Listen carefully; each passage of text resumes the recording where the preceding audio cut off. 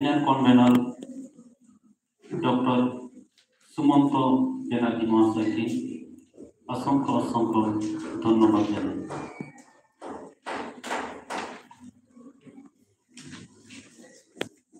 এই যে সেমিনারের যে মূল বিষয় ড্রামা, সান্তালি ড্রামা লিটারেচার এবং সাধুরাম চাঁদ মুর্মু,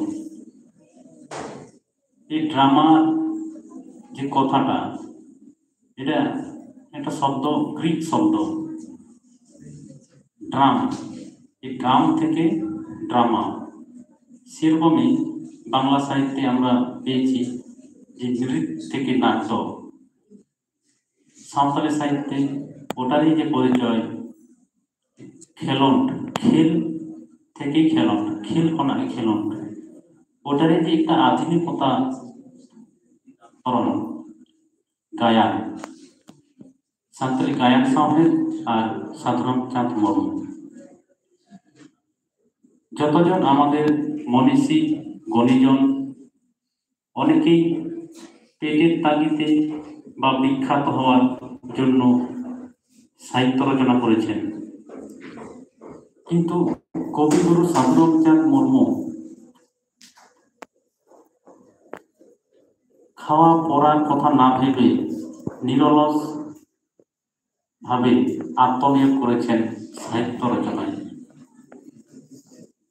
সমাজ যখন ব্রাহ্মণ্যবাদ এবং খ্রিস্টান ধর্মের ধর্মান্তকরণের দিকে অগ্রসর হয়ে চলেছিল, সেই মুহূর্তে উনি কলমকে হাতিয়ার বানিয়েছেন। উনি যে সময় সাহিত্য রচনা শুরু করেছেন, সে সময় মোটেই সুন্দর যে একটা পরিবেশের মাধ্যমে তিনি রচনা করে গেছেন নয়। ওনাদের সময়কালে ইংরেজদের যে শাসন, শোষণ, নির্যাতন লেগেই চলেছিল, সেই মুহূর্তে উনি কলমকে হাতিয়ার বানিয়েছেন। তিনি বুঝেছিলেন যে গান এবং কবিতার মাধ্যমে মানুষকে সচেতন করা যায়। সেভাবেই তিনি নাট্যচর্চা বা নাটকের মাধ্যমেও তিনি দেখিয়েছেন মানুষকে কিভাবে নিজের যে জাতির সত্তা বা ধর্মে তাদেরকে আনা যায়। সেই রকম এক পরিস্থিতিতে তিনি সারিধরম সেরেঙ্গতি লিখেছিলেন, যে সারিধরম অর্থাৎ সত্যই ধর্ম, তাদেরকে বা মানুষকে বুঝতে শিখিয়েছিলেন যে নিজের ধর্ম পরিত্যাগ না করে নিজেদের মধ্যেই যে ভাষা সাহিত্যর মাধ্যমে যে একটা রস বা এটার মাধ্যমে যে একটা আনন্দ আছে তিনি বুঝিয়েছিলেন। যাই হোক, আমরা পরবর্তী আমাদের বক্তা অনেক আছি, ওনারা বলবেন, ছাত্রছাত্রী তোমরা শুনবে। পরবর্তীকালে তোমাদের যে জ্ঞান ভাণ্ডার পূর্ণ হোক, আমিও আশা রাখি, কামনা করি। টেকনিক্যাল সেশন শুরু হওয়ার ঠিক আগে আমরা একটা নৃত্য পরিবেশনের জন্য আমন্ত্রণ করব।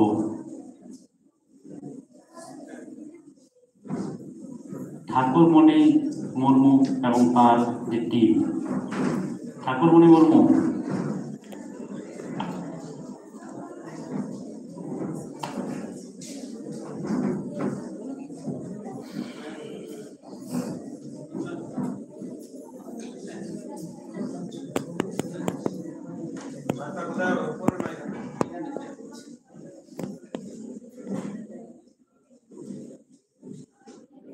মার্জনা চেয়ে নিচ্ছি স্যার ম্যাডামদের কাছে, একটু সামান্য তাদের যে সাজসজ্জাতে একটু দেরি হচ্ছে, একটু অপেক্ষা করুন।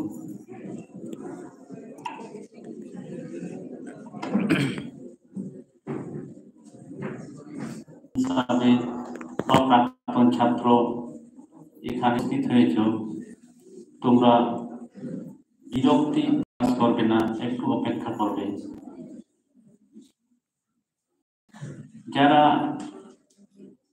পেপার প্রেজেন্ট হিসাবে এসেছেন তাদেরকে অনেক অভিনন্দন, ভালোবাসা জানাই।